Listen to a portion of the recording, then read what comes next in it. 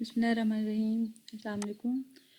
आज का हमारा टॉपिक है चैप्टर नंबर 2 का प्रोग्रामिंग इन सी और टॉपिक का नाम है हेडर फाइल्स। ठीक है, इस हेडर फाइल्स का मैं नंबर ऑफ़ टाइम आप लोगों को बता चुकी हूँ कि हम header files top of the program use करते हैं। जब आप अपनी प्रोग्राम्स को लिखना स्टार्ट करते हैं तो सबसे पहले हम हेडर फाइल्स यूज़ करते हैं और ये हैश साइन से यूज़ होती हैं, स्टार्ट होती हैं, सॉरी हैश साइन से स्टार्ट होती हैं। और उसके बाद हमारे पास इंक्लूड और उसके बाद एंगल ब्रैकेट होती है और उसके अंदर हमारी हेडर फाइल लिखी होती है, सॉरी हेडर फाइल नहीं, डायरेक्टरी लिखी होती है। ठीक है, और जो भी चीज़ हैश सिंबल से स्टार्ट होगी उसको हम बोलेंगे हेडर फाइल्स। ठीक है, अब देखें इसकी थोड़ी सी मज़ीद डिस्क्रिप्शन और देन हम इसकी कुछ एग्जांपल देखेंगे और उसके बाद हम रिजर्व वर्ड के बारे में पढ़ेंगे जो हमारे इस के अंदर यूज़ हो रहे हैं। ठीक है, header files are collection of standard library function to perform different task. Standard library function हमने कल के लेक्चर में पढ़ा था कि किसके बारे में, लोड के बारे में, लोडर के बारे में और लिंकर के बारे में। हम ये कह रहे थे कि एक चीज़ लोडर क्या करती है कि मेमोरी के अंदर हमारे उन फाइल्स को स्टोर करती है। ठीक है, और लिंकर क्या करती है कि जो लाइब्रेरी फाइल्स हैं उनका लिंक क्रिएट करती है। यही पढ़ा था हमने, लिंक क्रिएट करती है, देन उसको क्या करती है, उसके इनपुट आउटपुट शो करती है। यही लाइब्रेरी फाइल्स इनको जिनको हेडर फाइल्स भी कहा जाता है। ठीक है, ये क्या करती हैं, ये डिफरेंट टास्क परफॉर्म करती हैं। There are many different header files used for different purpose. Each header files contain different types of predefined functions. ठीक है, पहले ही मैं बता चुकी हूँ कि हमारी हेडर फाइल्स, लाइक मैं कह रही थी कि हमारी studio dot h header files है तो उसमें कुछ प्रिंट एफ और कुछ इनपुट और आउटपुट फंक्शन डिफाइन होते हैं। ठीक है, प्रिंट एफ और स्कैन एफ की बात हुई थी, इनपुट और आउटपुट फंक्शन उसके अंदर डिफाइन होते हैं। तो ये क्या थी, हेडर फाइल। हेडर फाइल्स यहाँ पे लिखा हुआ है कि कुछ हेडर फाइल्स क्या करती हैं, उसमें प्री डिफाइंड फंक्शन, कुछ हेडर फाइल्स नहीं, हर हेडर फाइल्स में क्या होता है, प्री डिफाइंड फंक्शन होते हैं जिसकी वजह से हम उस हेडर फाइल्स को प्रोग्राम के अंदर यूज़ करते हैं। ठीक है, many header files can be included in one program. बहुत सी हेडर फाइल हम एक प्रोग्राम के अंदर यूज़ कर सकते हैं। लाइक पहली तो स्टूडियो डाटा हमने यूज़ की, दूसरी में कह रही थी कि हमने कोनियो डाटा एचपी अपने हर प्रोग्राम के अंदर यूज़ करनी है। क्योंकि हमने अपने आउटपुट की स्क्रीन को होल्ड करने के लिए, मीन के थोड़ी देर रखने के लिए कि हमें आउटपुट दिखाई दे। ठीक है, उसके लिए हम एक फंक्शन यूज़ करेंगे जिसको बोलेंगे गेट सी एच। ठीक है, get C H, GET CH। ठीक है, उसके बाद फंक्शन की ब्रैकेट्स होंगी। इस फंक्शन, ये फंक्शन जो होता है ये डिफाइन होता है conio dot h header file में, CONIO.h। ठीक है, conio dot h header file में जैसे हमने studio dot h print F और स्कैन एफ के लिए यूज़ किया, ये हेडर फाइल इसीलिए डिफाइन की ताकि हम नीचे अपने इनपुट और आउटपुट फंक्शन को यूज़ कर सके मेन बॉडी के अंदर। तो इसी तरह से हमने कोनियो डाटा यूज़ किया ताकि हम अपने आउटपुट स्क्रीन को होल्ड कर सकें, क्योंकि इसमें भी कुछ फंक्शन डिफाइन है। ठीक है, और अगर हम मैथ्स के कोई फार्मूला वगैरह यूज़ कर रहे हैं तो हम हेडर फाइल math.h यूज़ करेंगे। ठीक है, हेडर फाइल math.h, इसके अंदर मैथ के तमाम फार्मूलाज डिफाइंड होते हैं पहले से। तो इसी वजह से हम एक ही प्रोग्राम के अंदर 3 हेडर फाइल यूज़ कर सकते हैं। और यही रहेगी, यहाँ पे लिखा हुआ है कि many header files can be included in one program. Program एक ही है, हम उसमें मैथ का फार्मूलाज भी लगा रहे हैं, उसमें इनपुट आउटपुट फंक्शन भी यूज़ कर रहे हैं और अपनी स्क्रीन को भी होल्ड करवा रहे हैं। तो हमने एक प्रोग्राम के अंदर 3 हेडर फाइल यूज़ की, उसके अलावा भी यूज़ कर सकते हैं, ये डिपेंड कर रहा होता है प्रोग्राम पे। ठीक है, दूसरा है the header files must be included in the program before calling any of its function in the program. Header file, पहली बात है आपको पता है कि सबसे टॉप ऑफ द प्रोग्रामर होता है और उसमें हम किसी भी फंक्शन को कॉल करने से पहले उसको क्या करते हैं, वहाँ पे लिखते हैं, इंक्लूड करते हैं प्रोग्राम के अंदर। मीन कि जैसे हमने ऊपर स्टूडियो डाटा लिखा ही नहीं है, हेडर फाइल लिखी नहीं है, तो नीचे हम print f scan F use कर रहे हैं। तो मैंने पिछले लेक्चर में भी बताया था कि वो हमें देगा कि पहले ये अनडिफाइंड सिंबल एरर देगा, कंपाइलर एरर देगा कि अनडिफाइंड सिंबल कहाँ से लाया आपने, ये प्रिंट एफ और स्कैन एफ। ये तो इसका लिंक क्रिएट करने के लिए जो लिंकर क्रिएट करेगा वो ढूंढेगा कि ये कहाँ पे है। अगर आपने स्टूडियो डाटा लिखा हुआ है तो ये उसमें से इसका लिंक बना देगा, हाँ जी ये स्टूडियो डाटा के अंदर डिफाइन है, तो वहाँ पे आपको एरर शो नहीं होगा। ठीक है, the extension of a header file is dot H. जैसे स्टूडियो डॉट एच बार बार मैं रिपीट कर रही हूँ, कोनियो डॉट एच में बार बार रिपीट कर रही हूँ, ठीक है, ये इसकी एक्सटेंशन है। The include directive is use to include the header file in program. Hash symbol, जैसे ही हैश सिंबल यूज़ होता है हम कहते हैं ये हेडर फाइल है, ठीक है। और जैसे ही इंक्लूड यूज़ होता है तो हमने प्री प्रोसेसर डायरेक्टरीज के बारे में पढ़ा था, मैंने कहा था कि जहाँ पे हैश सिंबल यूज़ होगा हम कहेंगे हेडर फाइल, और जैसे ही इंक्लूड आ गई तो हमने कहा कि ये क्या है, प्री प्रोसेसर डायरेक्टरीज, ठीक है। तो these files are provided by C compiler system, ठीक है। कहा था ना कि कंपाइलर जो होता है वो क्या करता है, एरर शो करवाता है। कंपाइलर उसी के अंदर जो मॉड्यूल्स ऑफ सी प्रोग्राम, हमने उसी के अंदर कंपाइलर भी पढ़ा था, लिंकर भी पढ़ा था, लोडर भी पढ़ा था, डिबगर भी पढ़ा था, ठीक है, एडिटर भी पढ़ा था। तो उसी की वही सारे मॉड्यूल्स को लेके ये सी प्रोग्राम चल रहा है, ठीक है। ये सारी चीज़ें क्या कौन कर रहा है, कंपाइलर कर रहा है। इनके कंपाइलर पहले तो सोर्स कोड को ऑब्जेक्ट कोड में चेंज कर रहा है, देन दूसरा काम क्या कर रहा है कि ये उसमें से एरर को भी निकाल रहा है। जैसे आपने अगर मैंने कहा था कि स्टूडियो डाटा नहीं लिखा हुआ तो नीचे वो एरर देगा, प्रिंट एफ स्कैन एफ के अनडिफाइंड सिंबल। तो ये सारी चीज़ें कौन प्रोवाइड कर रहा है, सी कंपाइलर सिस्टम, ठीक है। तो the header files are normally stored in include sub directory, ठीक है। हेडर फाइल्स हैश के बाद हमने इंक्लूड यूज़ करना है। The name of the header files is written in angle bracket, hash include, उसके बाद एंगल ब्रैकेट स्टार्ट, नीचे हमने स्टूडियो डॉट एच लिखा, देन एंगल ब्रैकेट क्लोज। ये है हमारी पूरी हेडर फाइल, ठीक है। यहाँ पे इसका सिंटैक्स लिखा हुआ है। The syntax of using header file as follows, hash include studio sorry header file name, ठीक है, हैश इंक्लूड लिखना है, फिर हेडर फाइल का नेम स्टूडियो डॉट एच जो भी है। अब ये देखें फ्लोट डॉट एच, अब ये फ्लोट डॉट एच हमने क्यों लिखा हुआ है, क्योंकि हमने नीचे जो फ्लोट किसके लिए होता है, हम आगे डाटा टाइप्स के बारे में पढ़ेंगे कि फ्लोट हमारी 3 डाटा टाइप्स होती हैं मेन, इंट, एक इंटीजर होती है, एक फ्लोट होती है और एक करैक्टर होती है।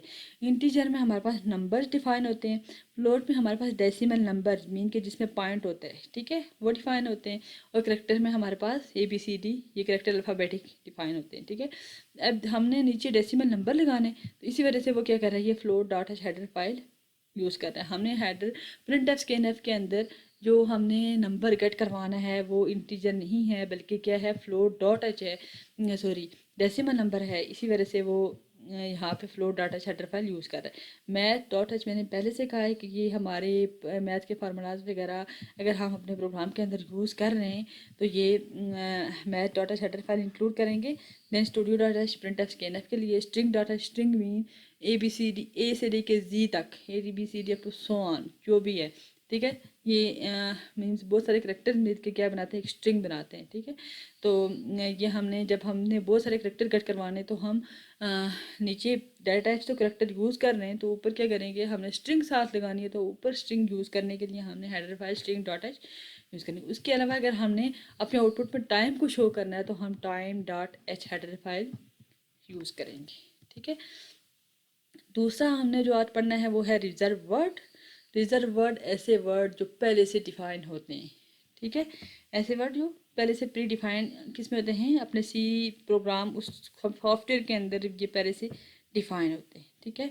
इसका पर्पस क्या है, जैसे मैं कह रही हूँ बार बार प्रिंट एफ, प्रिंट एफ एक प्री डिफाइंड वर्ड है, ठीक है, प्री डिफाइंड वर्ड है जो किसके अंदर डिफाइन है, studio dot h header files के अंदर डिफाइन है, ठीक है, ये एक रिजर्व वर्ड है। उसके बाद मैंने अभी डाटा टाइप के नाम लिए, मैंने कहा हमारे पास 3 डाटा टाइप होंगी, इंटीजर, फ्लोट और करैक्टर, ठीक है।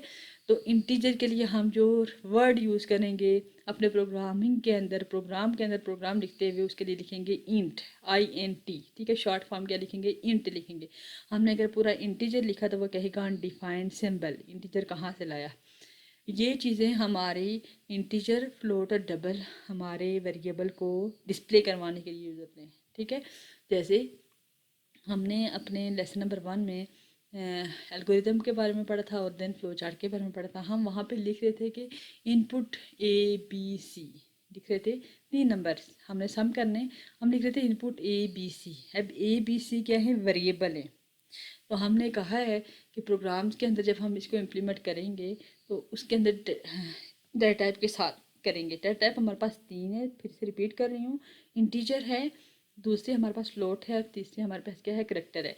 इंटीजर हमारे पास न्यूमेरिक वैल्यू, ठीक है, लाइक ज़ीरो से लेके अप टू 1,000 तक जितने भी नंबर हैं, प्लस वाले माइनस वाले सारे हमारे पास क्या हैं, डेसिमल नंबर है, सॉरी हमारे पास नंबर्स हैं। और ये हमारे इंटीजर, हम इनको यूज़ करने के लिए जब हम तीन नंबर को लाइक हम 32, 33 और 34 को प्लस कर रहे हैं तो हम ये ए बी और सी से पहले INT लिख लेंगे, ठीक है। मीन इंटीजर डाटा टाइप है इसकी और तीन वेरिएबल हमने इनिशियलाइज किया। एक के अंदर 32 है, बी के अंदर 33 है, सी के अंदर 34 है, ठीक है। देन दूसरी डेटा है, मैंने डेसिमल के बारे में बताया कि हमारे पास फ्लोट होती है, फ्लोट के अंदर हमारे पास डेसिमल पॉइंट वाले नंबर स्टोर होते हैं, ठीक है। फ्लोट में हमारे पास पॉइंट वाले नंबर लाइक 2.3, 2.34 इस तरह से। अगर हमने डेसिमल नंबर को आपस में प्लस करवाना तो हम ऊपर डेटा टाइप यूज़ करेंगे फ्लोट ABC, ठीक है। और सबसे ऊपर header file float data include कर लेंगे, ठीक है। तो ऐसे वर्ड जो पहले से डिफाइन हो। अब इसमें रिजर्व वर्ड कौन सा है डेटा टाइप में, INT हमारे पास एक रिजर्व वर्ड है, फ्लोट एक रिजर्व वर्ड है जो पहले से डिफाइंड होता है। उस प्रोग्राम उस टर्बो C++ जो सॉफ्टवेयर हम यूज़ करेंगे प्रैक्टिकल के लिए और जिसमें हम प्रोग्राम को इम्प्लीमेंट करेंगे, उसकी कुछ इनपुट देंगे, कोई प्रोसेसिंग होगी और कोई आउटपुट शो करवेगा, तो ये सारे के सारे उसमें पहले से डिफाइंड हैं। कौन सा, फ्लोट, इंट और करैक्टर। करैक्टर के लिए फ्लोट हम पूरा लिखेंगे, इंटीजर हम सिर्फ INT लिखेंगे और रिजर्व वर्ड कीवर्ड यूज़ करेंगे। रिजर्व वर्ड और कीवर्ड, रिजर्व वर्ड को ही हम क्या कहते हैं, कीवर्ड कहते हैं, ठीक है। देन हमारे पास करैक्टर है, करैक्टर के लिए हम शॉर्ट फॉर्म CHER 4, ठीक है, ये चीज़ हम यूज़ करेंगे। अब देखें यहाँ पे क्या कर रहा है, reserve word is a word in C language that has a pre defined meaning and purpose. इसके मीनिंग जो है पहले से ही उसके अंदर C लैंग्वेज के अंदर उस सॉफ्टवेयर के अंदर डिफाइन होते हैं। The meaning and purpose of the reserve word is defined by the developed of the language, ठीक है। पहले से बता चुकी हूँ कि उस रिजर्व वर्ड के मीनिंग और उसका पर्पस पहले से ही उस लैंग्वेज के अंदर, उस सॉफ्टवेयर के अंदर डेवलप हुआ होता है, डिफाइंड हुआ होता है, ठीक है। It can not be change और defined by the user. User कभी भी इनको चेंज नहीं कर सकता। मीन के मैं कह रही हूँ, आपने इंटीजर टाइप लेनी है तो आप इंटीजर पूरा नहीं लिख सकते, बल्कि इंटीजर के लिए जो उस सॉफ्टवेयर के अंदर जो डिफाइन है रिजर्व वर्ड वो है INT, इंट, ठीक है। इंटीजर नहीं है तो इंटीजर टाइप पूरा उसका वर्ड है इंटीजर, लेकिन जब वहाँ पे सिंटैक्स यूज़ होगा, रिजर्व वर्ड यूज़ होगा, वो होगा इंट, ठीक है। हम इसको कभी भी चेंज नहीं कर सकते। अगर हम चेंज करेंगे तो वो हमें फिर से एरर देगा कि ये वर्ड कहाँ से लाया आपने। It can be use for the same purpose for which it defined. तो ये क्या होते हैं, उसी पर्पज़ के लिए यूज़ होते हैं जैसे कि यहाँ पे डिफाइन होते हैं। The reserve word written in lower case. अब प्रोग्रामिंग के अंदर दूसरी चीज़ क्या है कि तमाम रिजर्व वर्ड हमेशा लोअर केस में लिखे जाते हैं। रिजर्व वर्ड मैंने आपको तीन बताए, इंटीजर, इंट, फ्लोट और करैक्टर मीन 4, ठीक है। अब इसके अलावा भी हमारे पास रिजर्व वर्ड होते हैं जो हम नेक्स्ट चैप्टर्स पढ़ेंगे। हम कंट्रोल स्ट्रक्चर के बारे में पढ़ेंगे, हम लूप के बारे में पढ़ेंगे। Control structure mean if else के बारे में, जो हमने पीछे मेरे ख्याल से इवन और ऑड नंबर में पढ़ा था कि अगर हमारा नंबर डिवाइडेड पूरा डिवाइड हो रहा है 2 पे और हमारा रिमाइंडर 0 आ रहा है तो हम कह रहे हैं कि ये इवन नंबर है, अदरवाइज हम कह रहे हैं कि ये ऑड नंबर है, ठीक है। तो उसके लिए मैंने आपको बताया कि था कि यहाँ पे इफ़ और एल्स की कंडीशन है, अगर आपको याद पड़ रहा है तो उसमें मैंने आपको बताया था कि ये इफ़ और एल्स की कंडीशन जो हम आगे पढ़ेंगे उनको बोलते हैं कंट्रोल स्ट्रक्चर, ठीक है। वो भी हमारे पास इफ़ और एल्स के हैं रिजर्व वर्ड होते हैं, ठीक है। उसके अलावा हमारे पास लूप होती हैं, तीन किस्म की लूप होती हैं। एक होती है वाइल लूप, दूसरी होती है डू वाइल लूप और तीसरी होती है फॉर लूप।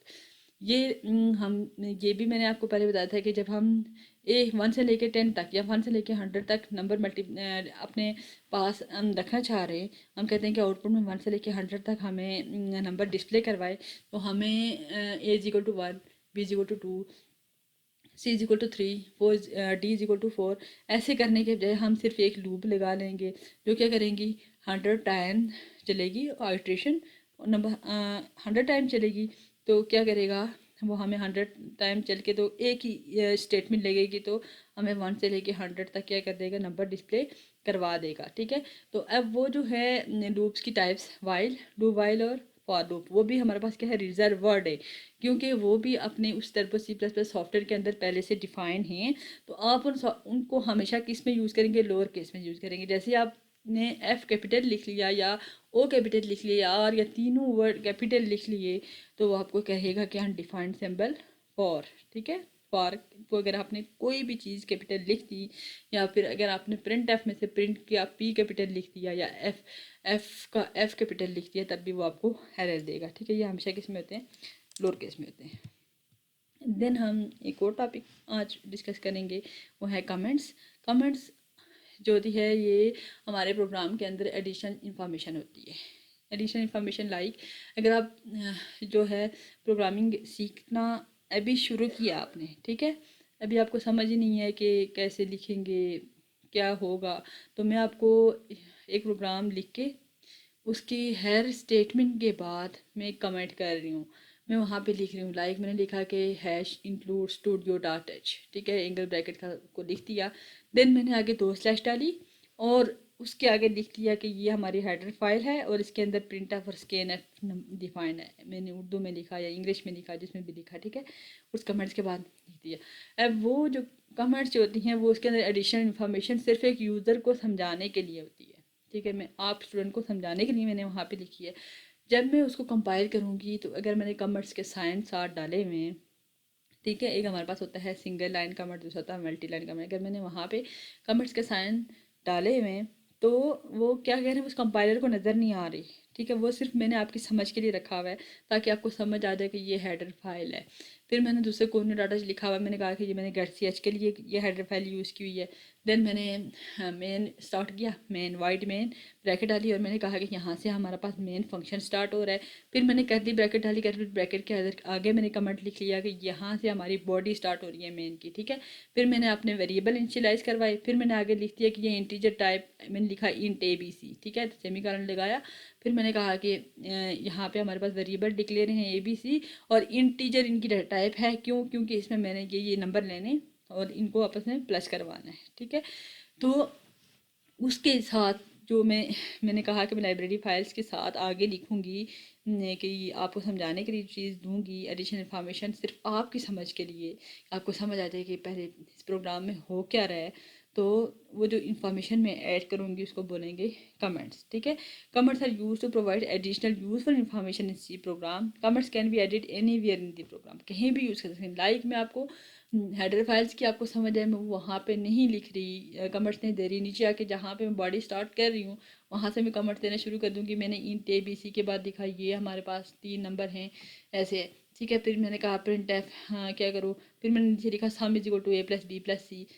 तो यहाँ पे मैंने लिखा कि ये जो है ए बी और सी के अंदर जो मैं नंबर दूँगी रन टाइम में, ये एक ए के अंदर स्टोर होगा, दूसरा बी के अंदर स्टोर होगा, तीसरा सी के अंदर स्टोर होगा, तीनों को आपस में प्लस करवाएगा और उसका साइन कर देगा किसको, सम को, जो पीछे सम लिखा हुआ है SUM उसको असाइन कर देगा। ये सारी मैं आगे कमेंट्स के अंदर लिख रही हूँ तो आपको समझ आ रहा है कि प्रोग्राम बेसिकली कर क्या रहा है, ठीक है। तो मैं कहीं भी मैं इसको यूज़ कर सकती हूँ।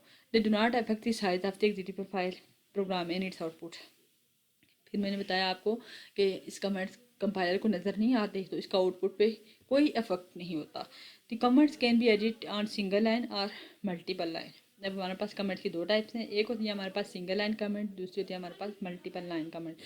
अब सिंगल लाइन क्या है, जब हम डबल स्लैश डालेंगे, ठीक है, उसके आगे जो भी लिखेंगे तो ये हमारे पास सिंगल लाइन कमेंट होगा, ठीक है। डबल स्लैश के बाद डबल स्लैश अपने कीबोर्ड से इंटर करेंगे और आप देखेंगे कि जैसे ही आप डबल स्लैश डालेंगे तो उसके बाद उसका कलर ही चेंज हो जाएगा। मीन कि वो हाइड करने के लिए सिर्फ आपको नज़र आ रहा है, कंपाइलर को नज़र नहीं आ रहा, ठीक है। हाइड करने के लिए वो यूज़ होगा। This double slash is use to insert comment on the single line. Anything written on the right side of the double slash is considered as comments, ठीक है। डबल स्लैश के राइट साइड पे हम जो भी चीज़ करेंगे तो हम कहेंगे कि ये क्या है, कमेंट है। दूसरा हमारे पास multi line comments can be inserted on multiple line. Anything can be between multiple line को हमने करना है। लाइक मैंने यहाँ सिंगल लाइन जहाँ से ये स्टार्ट हो रहा है यहाँ से लेके मैंने यहाँ तक इसको कमेंट करना है। तो कमेंट करने के लिए मैं क्या करूँगी, यहाँ पे मैंने एक स्लैश डालूंगी, मल्टीपल लाइन को कर रही है, फिर इसके बाद मैं स्टेरिक डालूंगी, ठीक है। यहाँ से लेके मैंने यहाँ तक करना है तो फिर इसको क्रॉस करने के लिए मैं क्या करूँगी, यहाँ पे एक स्टेरिक डालूंगी, फिर देन मैं क्या करूँगी, इस पर स्लैश डालूंगी। देखो ये क्या मल्टीपल लाइन कमेंट, ये पूरी की पूरी जो है कंपाइलर को उसके अंदर नज़र नहीं आएगी, किसके अंदर, उस प्रोग्राम के अंदर कोई भी चीज़ उसको नज़र नहीं आएगी कि ये उसने क्या लिखा हुआ है। ठीक है, तो इसको लिखने का तरीका क्या है, स्लैश डाली, फिर स्टैरिक डाला, my first program and I learn ये प्रोग्राम स्टैरिक और दिस। ठीक है, ये हमारे पास मल्टीपल लाइन कमेंट है। तो आज का लेक्चर यहीं तक था। सबसे पहले हमने हेडर फाइल्स के बारे में पढ़ा कि हमारे पास जो स्टैंडर्ड लाइब्रेरीज फंक्शंस होते हैं जो डिफरेंट टास्क परफॉर्म करते हैं, उनके अंदर में हमारे पास कोई फंक्शन डिफाइन होते हैं। ठीक है, बहुत सी हेडर फाइल्स एक प्रोग्राम के अंदर हम लोग यूज़ कर सकते हैं। फिर हमने इसकी एक्सटेंशन के बारे में पढ़ा कि डॉट एच की एक्सटेंशन होती है। उसके बाद हमने कहा कि हैश से सिंबल से ये स्टार्ट होती है और उसके बाद इसके अंदर डायरेक्टरीज यूज़ होती हैं like include studio dot H. ठीक है, उसके बाद एंगल ब्रैकेट के अंदर वो हमारे पास स्टोर होती हैं।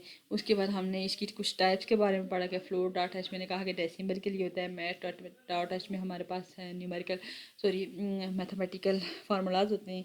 दैन स्टूडियो डॉट एच में हमारे पास print f scan f function होती है। स्ट्रिंग में हमारे पास नंबर ऑफ द कैरेक्टर्स अगर हमें एक साथ चाहिए तो हम स्ट्रिंग डॉट एच यूज़ करेंगे।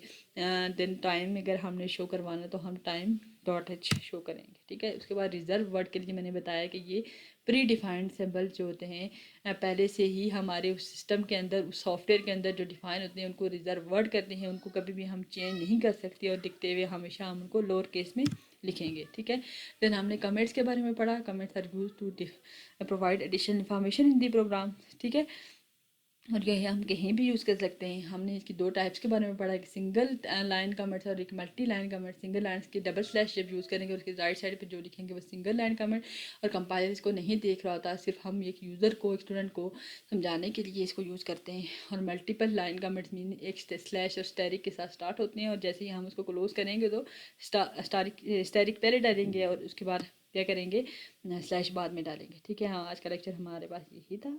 ओके, अल्लाह हाफिज़।